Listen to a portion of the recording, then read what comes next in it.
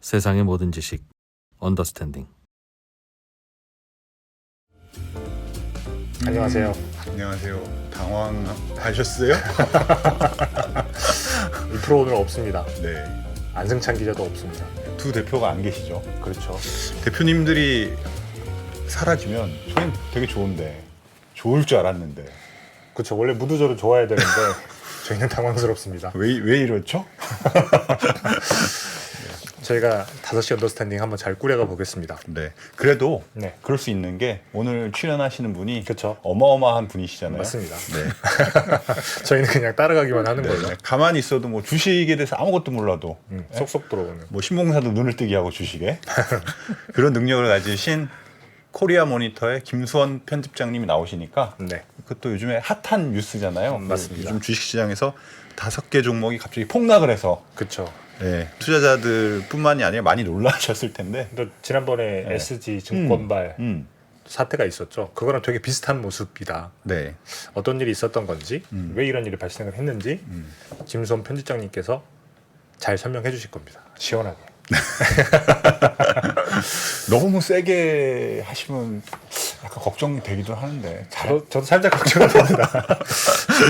네. 광고 보고 모셔보겠습니다. 네. 네. 지금 여러분 저희는 쿠데타나 레볼루션을 할 생각이 전혀 없습니다. 이거 쿠데타 레볼루션 아니고요.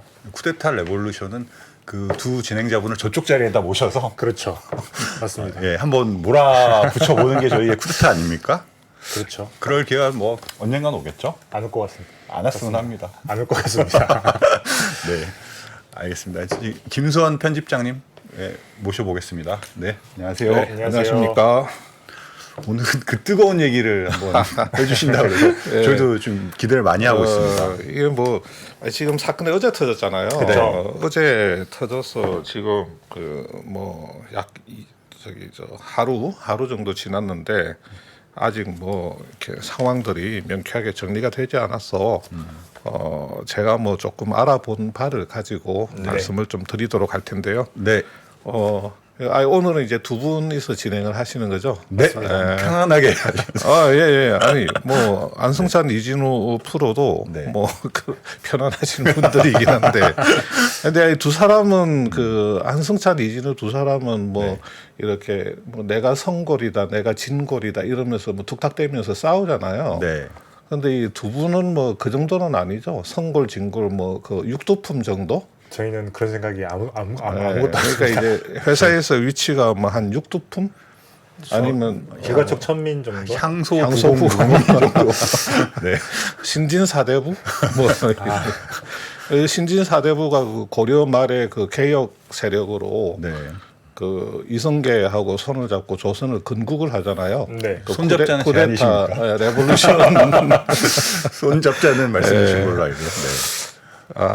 지금 어제 뭐 사건 이제 다들 아실 겁니다. 네. 그 5개 그 종목 무더기 한가 사태가 이제 또 벌어졌습니다. 네. 근데 우리가 4월 20일 날 그 SG발 그 8개 종목 그 무더기 한가 사태가 발생했고, 그렇죠. 거기에 그 라더견 씨, 그 호환 투자 자문의 그 라더견 대표라는 분이 거기에 주역으로 등장하잖아요. 네. 작전 세력이 있었다. 네. 아주 거대한 작전 세력이 있었다. 뭐 이런 게 드러났고, 또 굉장히 드라마틱한 게 뭐 고액 자산가들, 또 뭐 연예인, 또 의사, 뭐 기업인들이 등장을 하고, 또 CFD라고 하는 다소 뭐 생소했던 그런 네. 그러니까 파생 상품까지 등장하고 하나의 뭐 영화와 같은 그런 상황이 벌어졌는데, 어제 그 코스피 4개, 그다음에 코스닥 1개 종목해서 5개 종목의 그 무더기 한가가 벌어지면서 이게 아주 어떻게 보면 좀 묘하게도 주식 카페가 하나 등장합니다. 그 바른 투자 연구소라고 하는 주식 카페가 등장을 하고, 또 그 카페 그 운용자인 그 강 소장이라고 하는 분이 등장을 하는데, 어제 많은 보도가 쏟아졌죠. 네. 그 네. 보도들을 보면 이 바른투자연구소라고 하는 이 주식 카페하고 강 소장이라고 하는 분을 이번 폭락 사태에 배후다 뭐 이렇게 그 지목을 하는 보도들이 엄청나게 많이 나왔죠. 그래서 조금 뭐 이렇게 한 발 더 나아가는 매체들은 시세 조정 이야기까지 보도를 하고 있는데 저는 거기까지는 잘 모르겠어요. 아직 뭐 단정적으로 뭐 시세 조정을 언급하기에는 조금 이런 편이기는 하지만 그 우리가 이게 거의 뭐 라더견 못지않게 정말 뭐 어떤 드라마나 막 어떤 무비 영화를 보는 것 같은 뭐 그런 사건으로 비화가 될지 아니면 뭐 이렇게 금방 수그러들지 그거는 모르겠는데 하여튼 이걸 보면 우리 이 대한민국 증권 시장이라는 게 참 힘든 시장이다. 그렇죠. 참 이게 우리 뭐 속된 말로 이게 빡칩니다. 빡쳐요, 맞습니다. 빡쳐. 예. 이게 우리가 뭐 이 국장이라는 단어가 이게 비하적인 단어가 되어버렸어요. 어느 순간에. 그렇죠. 예, 국장이라는 단어가 상당히 비하적인 단어가 되어버렸는데 이런 일이 벌어지니까 그런 거죠. 그렇죠. 비하를 하려고 해서 비하를 하는 게 아니고. 맞습니다. 그래서 참 답답한 노릇인데요. 근데 그 강 소장이라고 하는 분은 본인은 주주 행동주의, 소액 주주 운동 한다고 주장을 하시는 분이에요. 본인은 그렇게 주장을 하고 있고 그분의 그 카페 주식 카페에 들어가 보면 주주 행동주의에 좀 부합하는 듯한 그런 그 글들이 많이 있습니다. 뭐 솔직히 말씀드리면 저도 이제 여기 출연 때문에 그 글들을 좀 꽤나 읽어봤는데 뭐 공부할 만한 글들도 많이 있어요.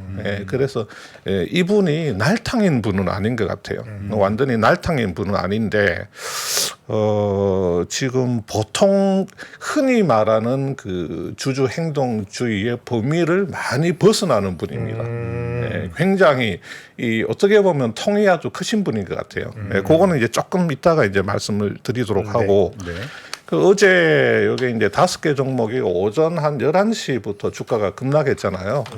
그렇게 좀 급락하다가 낮 12시 좀 넘어서 이 5개 종목이 거의 뭐 약간의 시차를 두고 그 한가로 순차적으로 한가를 들어갔는데 이게 우리가 이 SG 발 트라우마가 있다 보니까 어제 오후에 완전히 뭐 시장이 뒤집혔죠. 그러면서 야 이거 또 CFD냐, 또 그랬죠. CFD가 터졌느냐 그런 이야기가 나왔는데 일단은 CFD는 뭐 아닌 걸로 거의 밝혀진 것 같고요. 뭐 지금 SG처럼 외국계 증권사 창구가 없었다. 뭐 SG라든지 또 우리 뭐 모건 스탠리라든지 이런 게 전혀 없었고 국내 증권사도 뭐 대충 한 5개 증권사에서 분산돼서 나왔고 또 그 증권사 중에서도 그 CFD를 취급하지 않는 증권사도 있고 그래서 그 CFD는 아니다 이런 것으로 이제 판명이 되었는데 근데 이제 이게 묘하게 아까 이야기한 그 바른투자연구소의 강 소장이 이 주식 카페에 집중적으로 이렇게 글을 실었던 그 딱 5개 종목 그분이 그 사람이 어떤 뭐 이렇게 자주 분석하고 때로는 추천까지도 했던 그 5개 종목에서 이 사달이 일어나다 보니까 배우로 지목됐군요. 그렇죠. 이제 매체들이 배후로 그렇게 언급을 하고 여기 이 카페의 회원들이 주로 이런 종목들을 집중적으로 투자를 해서 그동안의 주가를 좀 끌어올렸고 또 이번에 이제 폭락에도 이 카페 회원들이 집중적으로 뭐 매도한 영향이다. 이런 식으로 지금 보도가 많이 되고 있습니다. 이 주식 카페 회원이 이제 한 6천 명 정도 되거든요. 많네요. 6천 명 정도 되는데 저도 이제 주식 카페 같은 데 활동을 안 해봤기 때문에 뭐 이 카페가 6천 명이라는 숫자가 이제 어느 정도인지 뭐 그런 거는 이제 뭐 이렇게 좀 개념은 별로 없는데 제가 이 카페가 좀 상당히 간단치 않은 곳이다 하는 느낌을 받은 게 뭐냐면 이 강 소장이 이제 과거에 그 주가 조작, 그 통정매매 시세 조종 그 혐의로 재판을 상당히 오랫동안 받은 적이 있어요. 지난해 말에 아마 작년 말에 그렇죠. 대법에서 확정 판결이 났고 뭐 1심 판결까지만 뭐 몇 년이 걸렸나 이제 정확하게 기억은 안 나는데 그리고 이제 항소심 가고 대법까지 갔는데 특히 그 항소심 재판할 때인가 그때는 그러니까 이분이 그 카페에 올린 글에 따르면 네. 이 카페 회원들이 매 재판 때마다 수백 명이 와서 방청을 하고 응원을 했다는 겁니다. 이거 간단치 않거든요. 그렇죠. 예, 그러니까 뭐 되게 결속력이 강한가 봐요. 그렇죠. 제가 뭐 이렇게 뭐 잡혀간다고 해도 두 사람은 평온하게 일상생활을 하실 그렇지 분들이잖아요. 않죠. 그렇지 않습니다. 뭐 어디 뭐 사식이라도 뭐 그런 전혀 그런 뜻이 없는 분들이잖아요. 우리가 뭐 좀 같이 일도 하고 했지만 근데 카페의 회원들 수백 명이 그러니까 매 재판을 방청을 하고 거기서 응원하고 한다는 것은 네. 이 강 소장이 그 썼던 그 과거의 글이 사실이라고 하면 엄청나게 그 단결력이 좋은 카페고 그만큼 강 소장이라는 분을 따르는 사람들이 많다는 거고 믿고 신뢰하고 따르는 사람들이 많다는 거죠. 우리 카페의 방장이 뭐 주가 조작으로 잡혀갔다 그러면 그냥 다 등 돌리기 십상인데 그렇죠. 그만큼 신뢰하고 믿고 따른다는 이야기가 될 수가 있는 거라서 야, 이 카페가 사실은 좀 간단치가 않다 그런 생각이 이제 얼핏 들더라고요. 근데 그 강 소장이란 분은 그 확정 판결에서 어쨌든 징역 2년에 집행유예 4년 벌금 4억 원 이렇게 네네네. 혐의가 있다고 예, 그런 것 결론이 같습니다. 났잖아요. 예, 예. 그런데도 안 나가고 계속 남아 있는 분들이 있나 봐요. 예, 본인이 그때 매우 억울해 했었거든요. 저는 이제 그 사건이 어떻게 됐는지 정확하게 모르겠습니다. 뭐 판결문도 보지도 못했고, 근데 그 강 소장은 어쨌든 간에 그때 그 주가 조작 사건에서 집행유예이기는 하지만 그 유죄형을 선고받은 부분에 대해서는 뭐 매우 억울해하면서 그 억울한 이유를 또 카페에 또 글을 올리고 뭐 그렇게도 했었거든요. 근데 어제 이 강 소장이 그 몇몇 매체 기자들하고 좀 통화를 했습니다. 네. 통화를 해서 기사들이 많이 나왔는데 이분은 지금 어제 6.14 주가 폭락 그 사태를 초지일관 증권사 탓으로 돌리고 있어요. 증권사가 원인이다. 증권사에서 신용 대출을 막는 바람에 이 사달이 벌어졌다. 그래서 6.14는 국내 증권사발 사태다. 이런 주장을 이제 계속 하고 계시죠. 네. 신용대출을 막았다는 게 무슨 뜻인가요? 이제 신용대출 만기 연장을 안 해주니까 신용대출 만기 연장을 안 해주니까 이게 자금력이 좀 그 우리 이제 약간 뭐 짜치는 분들, 예, 이 자금력이 이제 조금 전문 용어인가요? 예, 짜친다, 뭐 후달린다 그런 말도 쓰죠. 네. 이 자금력이 조금 후달리는 분들이 그 주식을 이렇게 매도할 수밖에 없는 그런 상황에 몰렸고 그래서 그게 원인이다 하면서 이제 국내 증권사를 굉장히 강하게 비난을 하고 계세요. 이 여기 5개 종목 많이 그 폭락돼 있던 그 종목에 신용대출로 많이 들어와 있었던 종목인가요? 여기 신용 잔고 비율이 뭐 적게는 한 2%에서 많게는 한 8%대에 분포되어 있는데 이 종목들이 이게 우리 그 라더견 관련 종목 8개 종목 같은 경우는 보통 10%가 넘었거든요. 거기에 비해서는 조금 낮은 편이긴 한데 지금 코스피나 코스닥 평균에 비해서는 또 조금 높은 편이라고 합니다. 근데 그럼에도 불구하고 지금 증권사에서 신용 대출을 막아서 이 사태가 벌어졌다고 주장하는 거는 어떻게 보면 그만큼 이 카페 뭐 회원이나 아니면 강 소장이 알고 있는 지인들이 굉장히 그 증권사 돈을 땡겨서 이들 종목에 집중적으로 투자를 했다 하는 이야기가 또 될 수도 있거든요.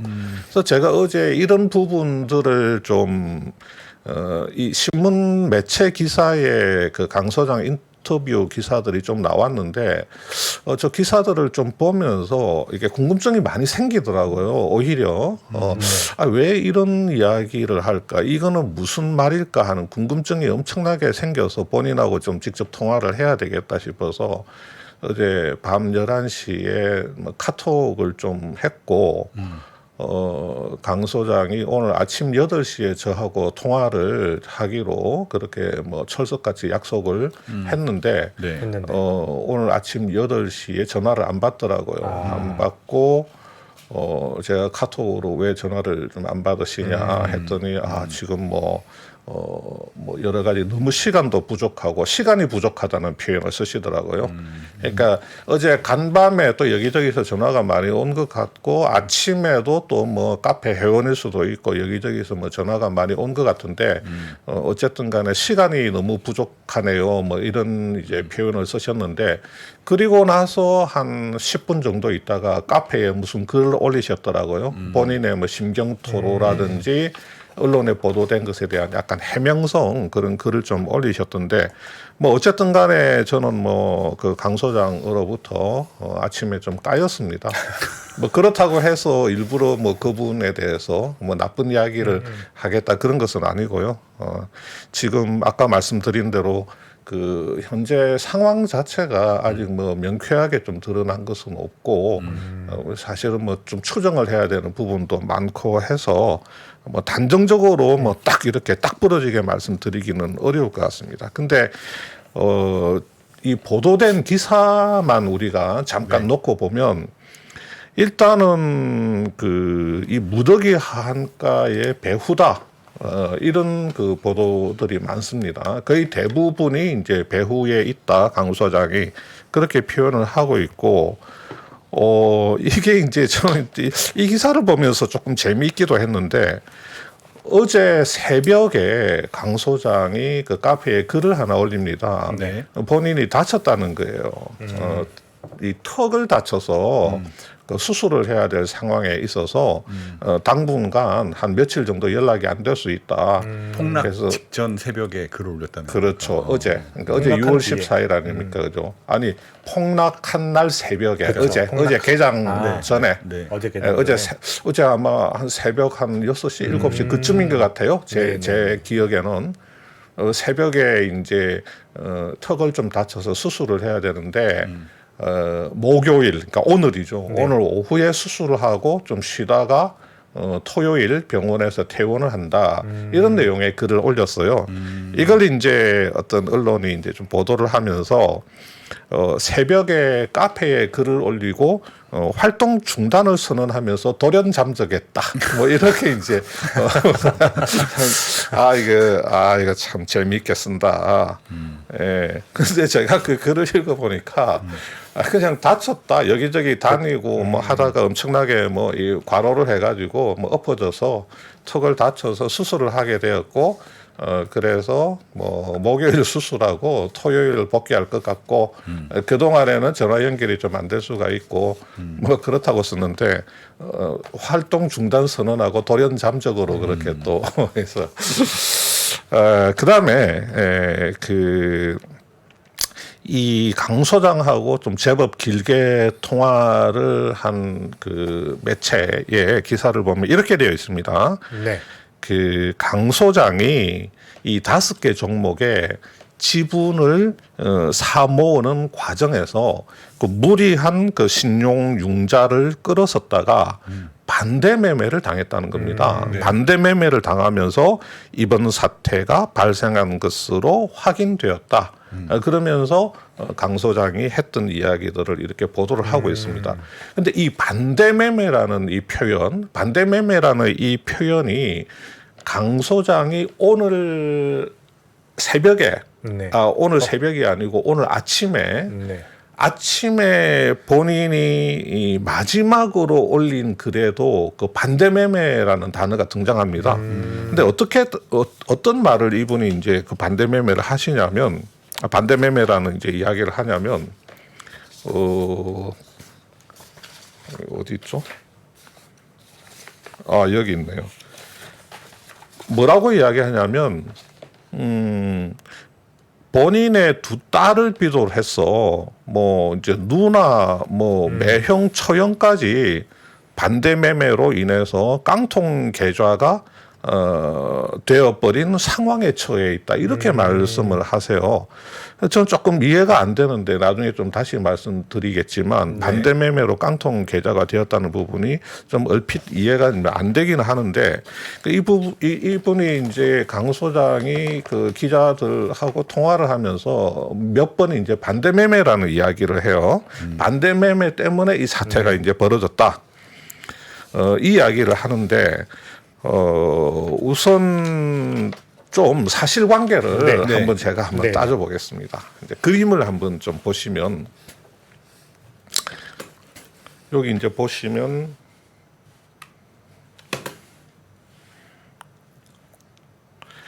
요게 지금 동일 산업의 차트입니다. 무시무시한 차트네요. 예. 이렇게 최근 한 1년에서 2년 사이, 최근 한 1년 반 정도 차트인데 20년 초 대비해서는 285%가 올랐습니다. 이게 전반적으로 쭉 오르다가 이게 이제 6일 어제죠? 어제. 네. 이게 동일 산업이고요. 천국의 계단주라는 표현을 쓰더라고요. 네. 이게 동일 금속입니다. 20년 초 대비해서 250%. 와. 자, 이렇게 가죠. 한번 여기서 철퍼덕하지만 이렇게 이제 또 올라가죠. 네. 그다음에 이게 대한방직입니다. 이게 168% 20년 초 대비해서 자, 이런 차트 모양으로 나오고 있죠. 자, 그다음에 만호제강 315% 최근 3년 동안에 이렇죠. 자, 박림 242% 이런 모양입니다. 거의 그 차트 모양이 뭐 대동소이하죠. 대동소이한데 자, 이 동일 산업에 대해서는 그 강 소장이 13년부터 23년 올해 4월까지 꾸준하게 글을 씁니다. 그러니까 이 동일 산업은 아주 오래 전부터 카페에 계속해서 글을 써왔습니다. 네. 자, 동일 금속도 꽤 오랫동안 글을 썼고 대한방직도 거의 2015년부터 계속 글을 썼으니까 이런 종목들은 아주 오래 전부터 이분이 카페에서 계속 글을 써온 거고 여기 만호제강은 상대적으로 올 5월하고 6월 달에 좀 많이 거론을 합니다. 카페에서 글을 좀 올리고 여기 박림 같은 경우도 비교적 최근에 그러니까 작년 12월부터 올 4월까지 이렇게 카페에서 많이 언급을 하죠. 그래서 차트 모양은 이렇고 동일 산업, 동일 금속, 대한방직을 오래 전부터 이분이 관심을 가지고 주주 운동 같은 걸 소액 주주 뭐 주주 제한 운동 같은 것을 좀 해왔는데 이게 우리가 딱 보면 그 라더견의 8개 종목 그 그림이 바로 또 얼핏 떠오르잖아요. 네, 그렇죠. 그래서 비슷하네요. 올해 4월 달에 그 SG 사건이 터지고 나서 제가 이야기 듣기로는 금융 당국에 이런 그 기업들의 주가 조작 그 가능성에 대한 그 제보들이 좀 들어갔던 것 같습니다. 예, 그런 상황에 있었던 것 같고요. 제가 조금 찾아봤는데 그 강 소장이라는 분이 2017년에 그 주가 조작 혐의로 그 법정 분쟁이 있을 때 그때도 저 대한방직도 그 대상 안에 올라 있었더라고요. 당시에도 금감원이 그렇죠, 네. 그렇죠. 주가 조작 종목 속에 여기 맞습니다. 들어가 그래서 있었고. 아마 그 전부터도 와치를 하고 있었을 텐데 뭐 제보랑 같이 맞아요. 맞물려서 그런 일이 벌어진 게 네, 아닐까. 그때 뭐 그 시세 조종 종목에는 그 IS 동서도 맞습니다. 들어 있었던 것 같고 그랬던 것 같아요. 조강피역 뭐 조광피역, 삼양통상 그렇죠. 삼양통상 뭐 맞습니다. 그런 종목들. 그리고 이제 여기 이분의 카페인데요. 카페에 보면 요 맨 위에 글이 지금 아침 9시 8분에 그러니까 이제 저하고 카톡하고 나서 카톡하고 나서 이렇게 올리신 글이고요. 뭐 황당한 루머가 난무한다 이러면서 굉장히 좀 뭐 열받았다 이런 거를 또 어제 밤에 뭐 올리고 그랬습니다. 강 소장님 아이디가 원칙대로이신가 보네요. 필명이 원칙대로이죠. 그리고 여기 이제 내려오다 보면 뭐 만호제강 이야기가 또 나오죠. 만호제강 여기 IS 동서 이야기 나오고 밑에 동일 금속 이야기 나오고 계속해서 뭐 한 7,000여 개의 글이 올라와 있습니다. 그러니까 이제 카페 활동을 굉장히 맹렬하게 하시는 분이죠. 그다음에 이제 여기 동일 산업으로 이렇게 검색을 해보면 거의 뭐 아주 자주 동일 산업에 대해서 굉장히 자주 글을 올리는데 뭐 이렇게 어떻게 보면 뭐 소액 주주 운동 하시는 분들이 올리는 뭐 그런 글들도 있고 뭐 회사 실적 분석도 있고 뭐 여러 가지 내용들이 있습니다. 보통 행동주의를 하는 사람들은 좀 문제가 있는 기업들, 그러니까 대주주라고 하나요? 네, 대주주. 대주주에 문제가 있어서 그 틈을 파고들면 우리가 지분을 확보해서 그렇죠. 들어가서 뭔가 이렇게 뭐 자산을 팔든지 해서 돈을 얻을 수 있다라는 방식으로 공격을 하잖아요. 앞서 5개 종목도 대부분 그런 종목들인가요? 그 종목들이 이제 자산 가치가 상당히 높고, 근데 이제 그 자산들이 과거에 이제 장부가 그대로 이제 되어 있고, 이제 자산 리밸류에이션, 자산 재평가를 하지 않고, 그냥 그래서 회사의 실제적인 그런 그 자산 재평가를 하게 될 경우에는 회사의 실제적인 뭐 PBR이라든지 이런 게 이제 엄청나게 올라갈 가능성이 있고, 그 다음에 이제 이 거래량이 좀 적고, 그 다음에 이제 대주주가 굉장히 좀 나이가 드신 분이 있어서 약간 경영권 승계 이슈가 좀 있다든지, 뭐 그런 회사들 그런 회사들이 이제 대부분이더라고요. 근데 이 카페 자체는 제가 이 뭐 카페를 홍보를 하려고 하는 게 아니고, 이렇게 보면 뭐 나름대로 여러 가지 뭐 기업 분석, 뭐 회계 세무 뭐 어쩌고 하면서 제법 이렇게 뭐 체계를 이렇게 갖춰서 운영을 해온 거는 맞는 것 같아요. 네. 지금 이제 카페 형태는 이런데 이 반대 매매라는 것에 대해서 네. 좀 간단하게 좀 뭐 아시는 분은 잘 아시겠지만 좀 말씀을 한번 드려보겠습니다. 우리가 이제 그 투자자가 뭐 자기 돈 400만 원이 있잖아요. 네. 그러면 이제 그 증권사로부터 신용융자로 뭐 한 600만 원을 받습니다. 그러면 이제 1,000만 원을 만들어 가지고 10,000원짜리 주식을 한 1,000주를 살 수가 있죠. 그렇죠. 근데 이제 증권사에서는 이제 담보 유지 비율이라고 하는 게 있잖아요.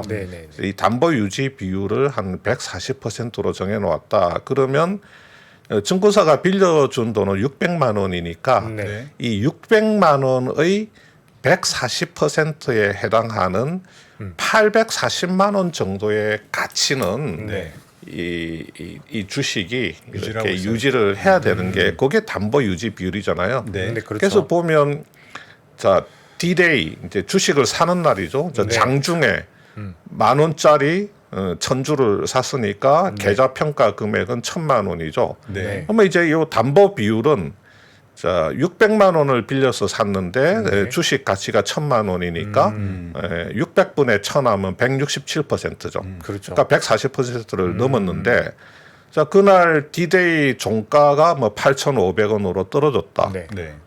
그래도 주식 가치 850만 원 나누기 빌린 돈 600만 원 하면 142%. 자 이렇게 이제 담보 유지 비율이 이렇게 유지가 되는데.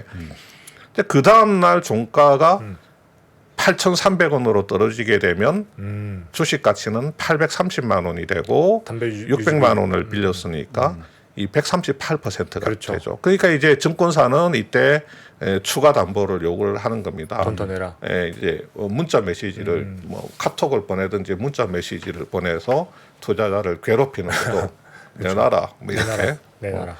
근데 이제 D+2 그 다음 날에 또 이제 주가가 떨어져 가지고 여기 810만 원 주식 가치가 되면 담보 비율이 이제 또 떨어지게 되죠. 그러면 자 우리가 이때 요구를 했잖아요. D+1에서 추가 담보를 요구를 했으면 그 다음 날 D+2까지 넣어줘야 되고 거기 못 넣으면 D+3에서 그냥 반대 매매가 들어가 버린단 말이에요. 그러니까 추가 담보 요구를 하면서 내일까지 넣어라. 근데 이제 그 다음 날 또 주가가 떨어졌기 때문에 보면 840만 원 유지돼야 되는데 810만 원 가치밖에 안 되니까 30만 원의 담보 부족이 발생되었죠, 그죠? 근데 이제 그 다음 날인 D+3일에 이 담보 부족을 메우지 못하면 이게 이제 반대 매매가 들어가 버리는데 자 이런 경우에 어떻게 반대 매매를 하냐면 아침에 동시 호가 시간에 이제 주식 매도 주문을 내버리죠. 근데 이 동시호가의 매도 주문을 낼 때 전날 종가인 요 8,100원보다도 뭐 많이 낮은 가격으로 냅니다. 네네. 하한가를 내기도 하고 뭐 종목에 따라서 이 종목의 어떤 우량성이나 여러 가지 그런 것들에 따라서 완전히 하한가로 내버리기도 하고 20% 하락 가격으로 내기도 하고 뭐 15% 내기도 하고 근데 이제 이 체결이 얼마나 될지는 모른단 말이에요. 그러니까 임의로 증권사가 이렇게 반대 매매를 내면서 전날 종가가 8,100원이야. 그러면 그거보다도 20% 떨어진 가격으로 내자 해서 6,480원 가격에 동시호가에서 이제 매도 주문을 내버리죠. 예. 그러면 요 6,480원을 기준으로 봤을 때 이 담보 비율을 140%까지 맞추려고 하면 네. 이 계산 과정이 있는데 그거는 네네. 뭐 머리 아프니까 네네. 309주를 반대 매매를 해야 돼요, 증권사가. 예. 근데 실제 체결 가격은 달라질 수 있어요. 동시호가에서 6,480원 체결을 예상하고 반대 매매를 이제 309주를 던져 버렸는데 이 동시호가에서 실제 가격은 7,000원에 체결될 수가 있어요. 네. 그러면 7,000원 곱하기 네. 7,000원 곱하기 309주가 네. 이제 동시호가에서 매도가 돼버리고 증권사는 217만 원을 일단은 회수를 하게 되죠. 그러니까 보시면 담보 부족은 30만 원. 30만 원의 담보 부족이 발생됐지만 217만 원. 실제로 반대 매매가 나가는 거는 그 부족 금액의 7배가 그냥 나가버린단 말이에요. 예. 그 다음에 또 어떤 경우가 있냐면 주가가 더 급하게 떨어집니다. 네. 10,000원에 샀는데 8,500원, 7,230원, 6,150원 이렇게 급박하게 떨어져요. 네. 그러면 6,150원까지 주가가 떨어져 버리면 이게 615만 원이 되잖아요. 그렇죠. 1,000주를 샀으니까. 네, 네. 600분에 615만 원을 하면 담보 비율이 103%까지 떨어지게 되고 네. 840만 원하고 요 615만 원의 차이인 225만 원만큼의 부족이 생기게 되죠. 예. 그러면 이제 이걸 메꾸지 못하면 그 반대 매매가 나가게 되는데 그 다음 날 자 그러면 종가가 얼마였지? 어제 6,150원이야. 네. 근데 이 종목은 15% 하락한 가격으로 동시호가 매도 주문을 때리자. 예. 15% 하락한 가격으로 하면 5,230원이다. 그러면 지금 증권사에서 빌려준 돈은 600만 원이에요. 네. 근데 5,230원 기준으로 반대 매매를 때려야 되니까 다 팔아야 되네. 천주 전체를 다 팔아야 됩니다. 천주 전체 다 팔아야지 523만 원 들어오는 거예요. 네네. 그러니까 회수가 되는 겁니다. 네. 600만 원 빌려줬으니까. 그냥 이렇게 반대 매매를 때려버리는 거죠. 그런데 실제 체결 가격은 그래도 5,230원보다는 좀 높은 5,500원으로 실제 동시호가 체결이 되어도 5,500원 곱하기 1,000주 다 털어서 팔아버리면 550만 원. 반대 매매로 처분한 금액이 550만 원밖에 안 되는 거예요. 네. 그러면 증권사에서는 600만 원 빌려줬는데 그렇죠. 반대 매매로 털어가지고 550만 원밖에 안 되니까 50만 원. 개인한테 50만 원 더 내놔라 이렇게 되는 거죠. 그러면 개인은 투자 원금 다 날리고 50만 원의 추가 손실을 입게 되죠. 그러니까 이렇게 담보 비율이 부족했는데 그걸 못 메꿔 가지고 증권사에서 반대 매매를 칠 때 또 네. 어떤 경우가 있냐면 이 신용융자 만기가 올 수가 있어요. 네. 예를 들면 30일 종목에 따라서 어떤 종목은 뭐 60일, 어떤 종목은 90일. 90일. 예, 이렇게 근데 딱 반대 아니 그 신용융자 만기가 왔는데 만기까지 상환을 못해도 증권사는 그 다음 날 반대 매매를 하거든요. 요때 반대 매매도 그 다음 날 동시호가 때 한단 말이에요. 그러니까 어떤 경우이건 그러니까 담보 부족으로 중간에 반대 매매를 때리건 네. 아니면 신용융자 만기가 되었는데 이 사람이 만기 때까지 신용융자를 갚지 못해가지고 반대 매매를 때리건 어떤 경우이건 이 신용융자 반대 매매는 그 동시호가 때 뭐 종목에 따라서 한가로 때리기도 하고 뭐 20% 할인가, 15% 할인가로 때리기도 한다. 네. 예, 요게 이제 반대 매매가 나가는 건데 그러면 우리 이 5개 종목이 주가가 좀 떨어졌었네요 최근에. 아니요, 그렇지 않죠. 그러니까 지금 이분이 이 강 소장이 예. 그 반대 매매를 이야기를 하시는데 네. 이 반대 매매 때문에 그 주가가 그렇게 폭락되었다 그러면 네. 그런 조짐이 어느 정도 있어야 그렇죠. 돼요. 네. 예. 누군가가 뭐 쌍가게 확 던졌거나 그래서 아침에 이 동시호가 때 증권사에서 던진 그 반대 매매의 영향을 받아가지고 이 종목들의 그 시초가 네. 개장 출발 시초가가 이렇게 좀 툭 뭐 떨어져 가지고 출발을 한다든지 예. 아니면 그 전반적인 뭐 주가 흐름이 좀 약세를 이렇게 탔다든지 네. 뭐 그런 게 있어야 되는데 네. 제가 볼 때는 그런 게 별로 안 보였어요 이번에. 그렇죠. 그래서 왜 이분이 그 반대 매매를 그렇게 좀 언급을 했는지 강 소장이 왜 반대 매매를 언급했는지 그거는 제가 먼저 모르는 게 있을 수도 있는데 CFD 때는 반대 매매가 장중에 나와서 그렇게 확 떨어진 예, 거였는데 예, 그렇습니다. 근데 예. 이거는 D+3일의 반대 매매가 나오니까 예, 예. 절대 반대 매매 때문에 중간에 예. 그게 그럴 일이 없었는데 예. 그러니까 CFD는 그 실시간 장중 반대 매매가 나오거든요. 네네. 그러니까 동시효과가 아니고 그냥 주가가 물론 떨어진 이제 그 이렇게 마진콜을 요구를 해가지고 마진콜에 투자자가 부응을 못하면 네. 이제 그 다음 날 반대 매매를 때리는 경우도 있지만 네. 주가가 많이 떨어지게 되면 그냥 장중에 CFD는 그냥 장중에 리얼타임으로 반대 매매를 때려버리거든요. 네. 근데 이 주가라고 하는 게 이 5개 종목이 다들 아시는 것처럼 오전 좋았으니까. 11시쯤에 이렇게 급락을 하면서 오후 들어서 이게 한가 갔단 말이에요.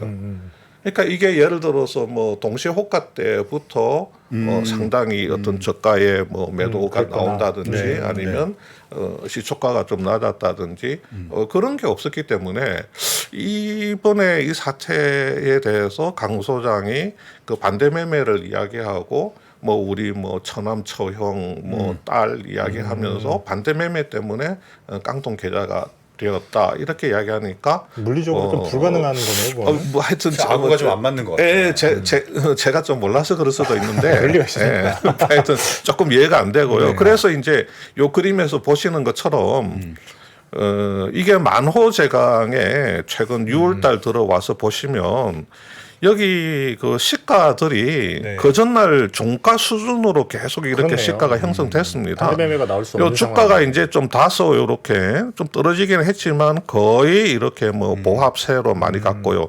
요게 이제 6월 14일에 많이 떨어진 겁니다. 동일 산업 같은 경우도 보면 뭐 그렇게 그 동시 호가에서 이렇게 뭐 시가에 영향을 준 거는 뭐 그렇게 크게 볼 수가 없고요. 뭐 대한방직 같은 경우는 그렇게 뭐 6월달 들어서 주가가 나쁘지 않았습니다. 뭐 올랐다 내렸다 하는 그런 거고 이것도 마찬가지로 이렇게 뭐 그 동시 호가가 시가에 이렇게 미치는 그런 악영향이 실제적으로 그렇게 뭐 크게 보이지는 않아서 그 모르겠어요. 이거 반대 매매를 이제 언급하는 미스테리네요. 부분은 조금 이해가 안 되기는 하는데, 네. 근데 이 그 강 소장이 이야기하는 부분이 이런 이야기죠. 동일 산업이나 동일 금속이나 대한방직은 내가 10년 이상 주주 행동주의를 계속 해왔던 종목이고 그 만호제강이나 뭐 저 박림도 그 소액 주주들을 내가 소개받거나 소액 주주들 요청으로 그 주주 행동주의를 이렇게 진행을 해온 것들인데 이 SG 그 사태 이후로 증권사들이 갑자기 뭐 신용융자를 다 닫아버리고 만기가 안 됐는데도 상환해 달라고 이야기를 하고 뭐 어떤 증권사는 지점장이 뭐 사무실까지 찾아오고 뭐 회원들한테 계속 뭐 상환 독촉을 하고 이렇게 이제 뭔가 조금 정당한 뭐 이유 없이 이렇게 만기 연장을 닫아버리니까 네.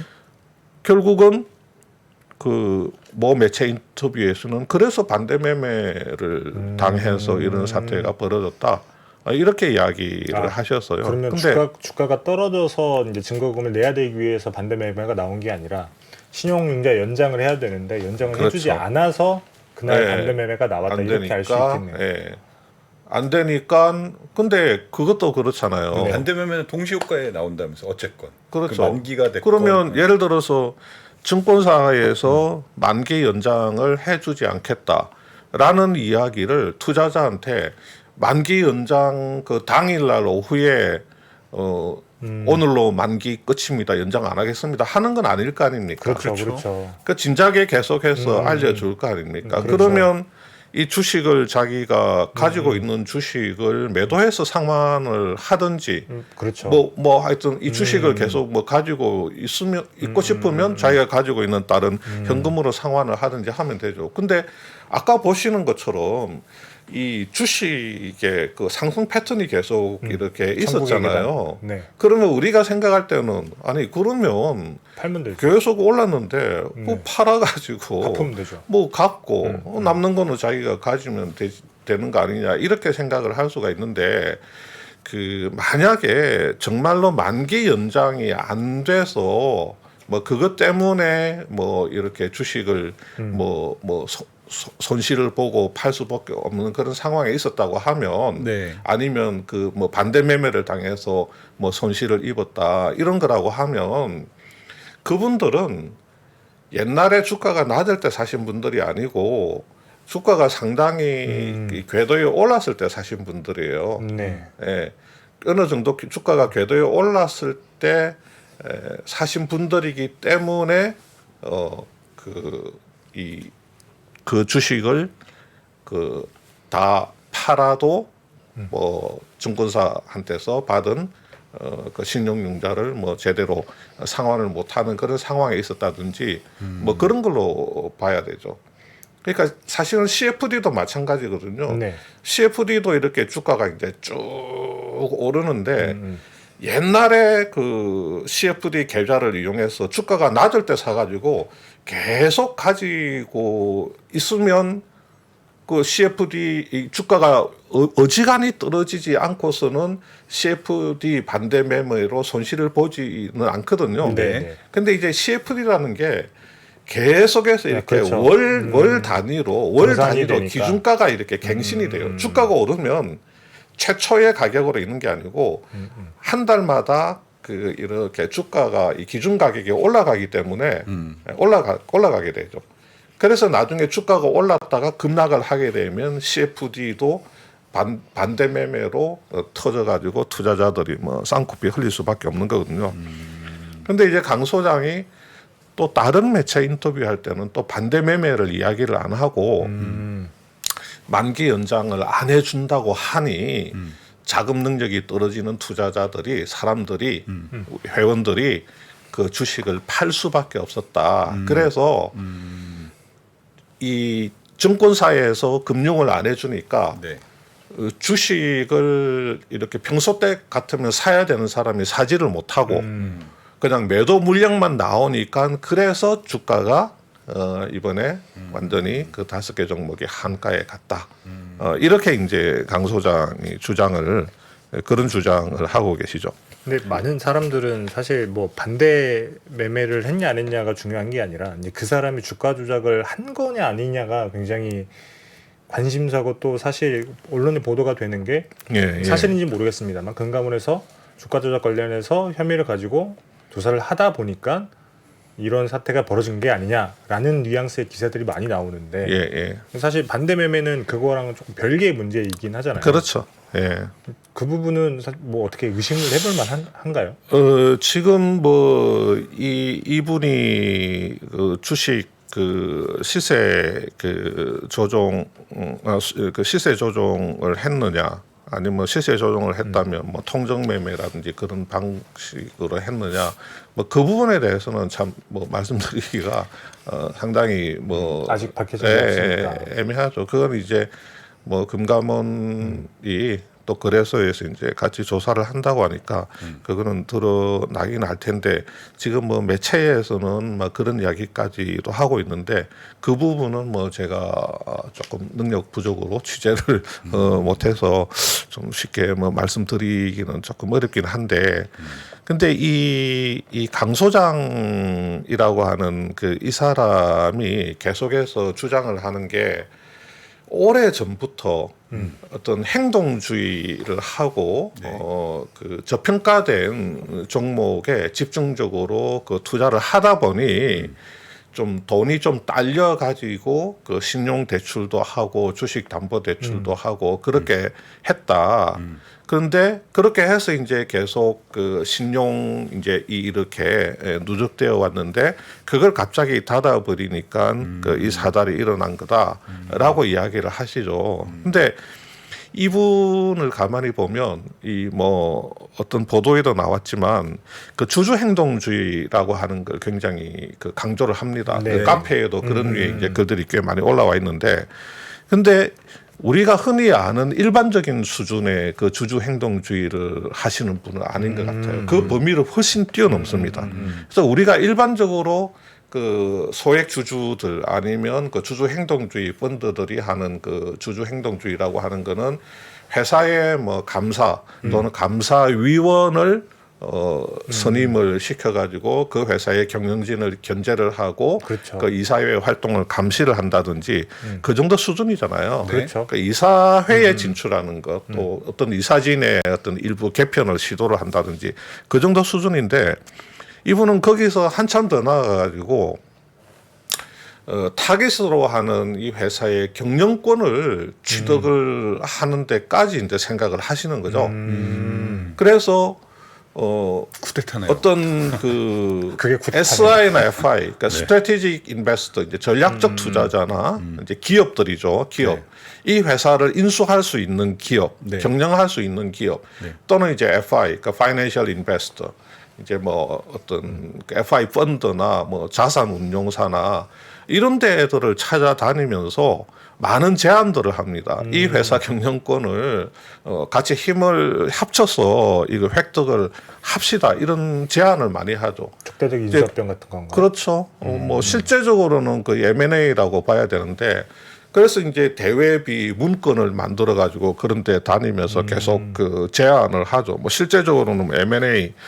근데 이게 제가 갖고 있는 그 보도된 자료에도 보면 이거는 이제 박림에 대한 투자 제안서인데 이걸 SI나 FI들한테 가지고 다니면서 제안을 많이 했어요. 근데 이제 여기 대외비 해가지고 실질 가치 6천억 이상 상장 회사의 경영권 확보 방안 이렇게 제목이 이렇게 되어 있습니다. 그래서 100억을 너네 회사가 투자하면 실질 가치 6천억 이상의 상장 회사 경영권 확보가 가능하다. 그래서 이 경영권을 확보한 다음에 영등포 쪽에 그 물레동에 부지를 매각하면 최소 4천억 이상의 뭐 현금 확보가 가능하다. 그래서 지분 4% 추가 확보하는데 한 100억 들어가니까 이것만 해도 확실한 경영권 장악이 가능하고 왜 가능하냐면 뭐 지분 구조 같은 거 설명하고 뭐 이런 거를 이제 돌아다니면서 기업체나 아니면 어떤 금융회사 같은 데 많이 제안을 했던 것 같습니다. 근데 이제 또 이분이 여기에 뭐라고 써놨냐면 제가 이렇게 자료를 보니까 핵심 해가지고 변화를 갈망하는 소액 주주들 이런 또 문구를 또 써놨어요. 그러니까 이제 우리가 이 회사의 경영권 그 취득을 타겟으로 하지만 이 회사를 변화시키고자 하는 어떤 소액 주주들의 그 힘으로 당신들과 힘을 합치고 싶다. 뭐 이런 것도 여기에 또 이제 집어 넣어놨더라고요. 근데 그게 좀 과격한 방법인 것 같아 보이기는 한데 이 범죄라고 볼 수는 없잖아요. 범죄는 아니죠. 그렇죠. 예, 범죄는 전혀 아니고요. 정당하게 이제 어떤 그 지분 싸움을 통해서 그렇죠. 왜냐하면 여기 이 강 소장은 몇몇 회사들 같은 경우는 최대 주주 측 지분들보다도 소액 주주 지분이 더 많다 아니면 거의 비슷비슷하다고 생각을 하기 때문에 4, 5%의 지분을 사줄 수 있는 네. 100억 정도 투자할 수 있는 누군가가 있다면 이 판을 뒤집을 수 있다고 이제 생각을 하죠. 그러니까 그 우리가 일반적인 그 소액 주주들의 그 주주 제한에 그치는 그런 활동의 범위를 훨씬 더 넘어서서 뭐 이게 굉장히 뭐 통이 큰 사람인 것 같아요. 그리고 이제 이번에 우리가 생각할 때도 그렇지 않습니까? 오케이. 자, 증권사 입장에서는 솔직히 말해서 그 SG 같은 사태가 터지고 8개 종목이 무더기로 한가가 가서 자본시장 자체가 통으로 흔들렸는데 그것도 거기에 어마어마한 그 작전 세력이 있었고 네. 또 그 CFD라고 하는 금융 상품을 활용하고 또 투자자들로부터 그 계좌와 핸드폰 공인 인증서까지 다 받아가지고 정말 그 굉장히 그 통정매매. 치밀하게 그렇게 통정매매를 했잖아요. 그렇죠. 근데 라더견이 그렇게까지 했던 것은 장기간 주가를 계속해서 어떤 작전의 어떤 흔적을 남기지 않고 계속해서 장기간 조금씩 그 주식 주가를 올려서 티를 안 내려고 한 건데 그렇게 하려면 계속 불쏘시개를 넣어줘야 돼요. 그렇죠. 네. 계속 불쏘시개를 넣어주려고 하면 계속해서 자금이 들어와야 되고 또 그 자금들이 그냥 자금이 아니고 계속해서 레버리지를 일으켜가지고 계속해서 주가를 받쳐줘야 되는 거거든요. 네. 그러니까 지금 이 종목들 5개 종목들도 보면 아주 장기간 오랫동안 이렇게 주가가 올랐잖아요. 네. 그러면 당연히 여기도 그 불쏘시개가 계속해서 필요했던 거고, 그러면 계속해서 이제 그 새로운 투자자들을 뭐 끌어들이든지 아니면 레버리지를 계속 일으킬 수밖에 없는 거죠. 그러니까 지금 이번 건 같은 경우도 보면 이 레버리지를 일으키지 않았다고 하면 뭐 증권사에서 뭐 신용 대출을 뭐 제한한다든지 증거금리를 올린다든지 그렇게 했을 때 5개 종목이 한꺼번에 같은 날 거의 비슷한 시간대에 그렇게 한가로 가는 일은 있을 수가 없죠. 그렇죠. 그렇죠. 그러니까 이게 이 종목들에 투자를 하면서 그것이 뭐 꼭 어떤 그 부정한 방법, 뭐 통정이나 그 시세 조정적인 방법이 아니라고 하더라도 네. 계속해서 이 주식을 이렇게 사서 주가를 부양하기 위해서는 필연적으로 그 레버리지를 쓸 수밖에 없는데 이게 SG 사태가 터져서 증권사들도 그 주의해야 되는 그런 종목들을 또 골라내야 되잖아요. 그러니까 딱 SG 8개 종목하고 거의 비슷한 그 패턴에 있는 이런 회사들 딱 떨어지잖아요. 네. 그렇죠. 이거 딱 뭐 뭔가 거래량도 적으면서 네. 어느 정도 뭐 자산 가치는 좀 있고 그 다음에 약간 승계 이슈 같은 것도 있고 그러면 이런 종목에 대해서는 그리고 뭐 주가가 꾸준히 상승하는 뚜렷한 이유도 없어요. 뭐 실적이 대단히 좋다든지 아니면 배당을 또 엄청나게 뭐 준다든지 뭐 그런 뚜렷한 이유도 없고 하니까 증권사 입장에서는 야 이런 종목은 좀 주의해야 될 필요가 있다. 그러면 당연히 증권사 입장에서는 그 신용대출 그 규제를 할 수가 있는 거죠. 그러니까 레버리지를 잔뜩 일으켜가지고 계속해서 어떤 그 주가를 유지를 하다가 자금줄을 막아버리니까 그냥 털썩 주저앉는 건데 근데 그게 한 날 동시에 일어났다. 뭐 어떤 그러니까 뭔가 촉매라든지 뭐 불씨를 당기는 무언가가 딱 뚜렷하게 이제 드러나진 않은 상황이잖아요. 그거 모르겠어요. 네. 그러니까 지금 그날 이제 일부 그 소수 계좌에서 네. 그 많은 물량이 이제 나왔다 네. 이렇게는 되어 있는데 네.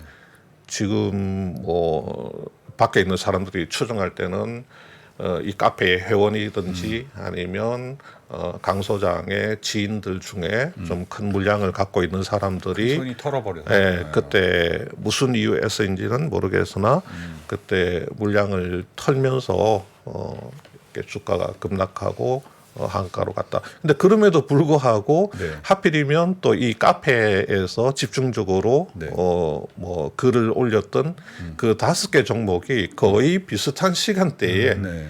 그렇게 한꺼번에 한가가 가니까 이게 아주 그 이 주식 카페 또 이제 여기 강 소장이 여러 가지 이제 그 시장의 의혹을 받을 수밖에 없죠. 예, 그럴 수밖에 없는 상황인 근데 것 겉으로만 드러난 걸로 보면 이제 투자자를 모집을 했다. 그리고 레버리지를 썼다. 그런 와중에 조금 신용 공여가 이제 딱 막히는 국면에서 이제 반대 매매가 나오면서 주가가 확 떨어졌다. 근데 그것만 가지고는 이분들이 주가 조작을 했는지 안 했는지 판단할 수는 없어요. 예, 그것만 가지고는 판단. 그렇죠. 그러면 할 수가 실제로 없다. 이제 주가를 밀어올리는 과정에서 서로 간의 통정 매매라든지 불공정 예. 거래 행위가 있었는지를 일단은 찾아봐야겠네요. 예, 예. 그 지금 뭐 우리가 야 이거 도대체 그 뭐 신용을 뭐 여기 있는 회원들은 뭐 모두가 그렇게 다 뭐 신용을 풀로 써가지고 그렇게 저 종목을 샀나 싶은 생각이 좀 들잖아요. 그렇죠. 예. 어느 날 한시에 거의 갑자기, 비슷한 시간대에 5개 종목이 그렇게 주가가 떨어져 버리니까 그러니까 우리가 아까 이 강 소장이 우리 식구들 나의 친인척들도 반대 매매로 깡통 계좌가 됐다고 이야기했는데 주가가 이렇게 오르는데 깡통 계좌가 됐다는 거는 상당히 주가가 올랐을 때 네, 팔았다는. 곧 그러니까 만약에 그 전부터 투자했다면 그렇죠. 중간 중간에 뭐 팔고 사고 또 뭐 팔아서 또 차익을 실현했다가 사고 뭐 그랬는지 뭐 어쨌는지는 모르겠지만 지금 상당히 그 이 주가가 많이 오른 고점에서 그 신용으로 샀기 때문에 신용 막아버리니까 뭐 주가는 이제 좀 그렇죠. 이렇게 조정받아 버리고 신용을 막아 버리니까 그러니까 이제 깡통이 되었다. 예. 뭐 그런 이야기를 하는 것 같아요.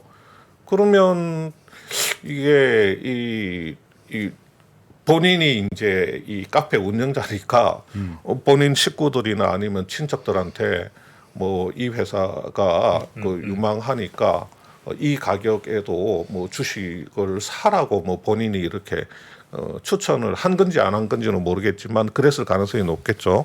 뭐 그렇게 했다는 건데 지금 그 증권사 탓을 계속 하니까 그 실제로 특정 증권사를 또 금명을 하기도 했죠.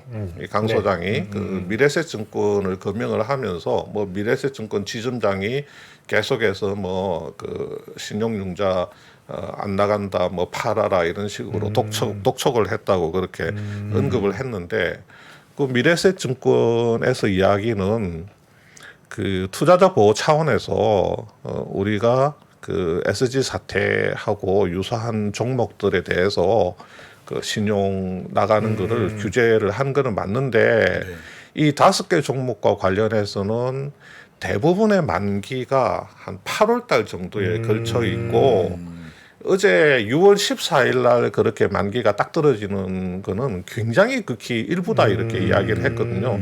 그리고 이제 또 다른 증권사에서도 그렇게 그 신용 규제를 한 거는 맞아요. 증권사들이 SG 사태 이후에 여러 가지 뭐 규제를 한 건 맞는데 그게 6월 14일 날 비슷한 시간대에 그렇게 한가를 갈 정도로 그렇게 그 신용 그 만기가 거기에 딱 그 집중돼 있지는 않다는 거죠. 예, 아직 뭐 지금 금융당국에서 조사를 하고 있고 뭐 하니까 진실이 밝혀질 때까지 좀 시간이 꽤 걸릴 것 같다는 생각은 드네요. 네. 알겠습니다. 알겠습니다. 네. 오늘 하여튼 요거는 조금 뭐 그 시세 조정이라든지 뭐 이런 부분들은 아니 조사 결과를 좀 기다려 봐야 되겠죠. 예. 그거는 범죄 행위고 네. 그 자본시장법 위반이기 때문에 네. 제가 정확하게 모르는 상태에서 뭐 냄새가 난다 안 난다 뭐 그렇게 할 수는 언급을 없으니까. 드리기가 좀 솔직히 좀 조심스럽습니다. 네. 이 사안은 저희가 그 소식이 전해지는 대로 계속 요약해서 정리해드리도록 하겠습니다. 네. 오늘 말씀 고맙습니다. 예, 감사합니다. 감사합니다. 네, 저희도 이제 마무리를 해야죠. 네, 1시간이 기네요. 기네요. 무사히 마쳤다는 거에 대해서 안도감을 느끼면서 네. 네. 아유, 대표님들 힘드셨을 것 같아요. 맞습니다. 잘해드리도록 하겠습니다. 네, 알겠습니다. 다시 언더스탠딩 이렇게 마치고 퇴근길 라이브로 이어가겠습니다.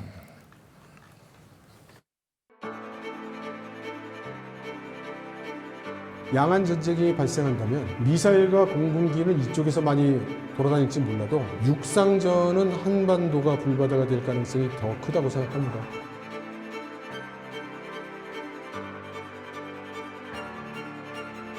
미중 관계를 새로운 시각으로 접근해 큰 인기를 끌었던 이철 박사의 강연 달라진 중국, 달라질 중국의 후속편이 책으로 나왔습니다.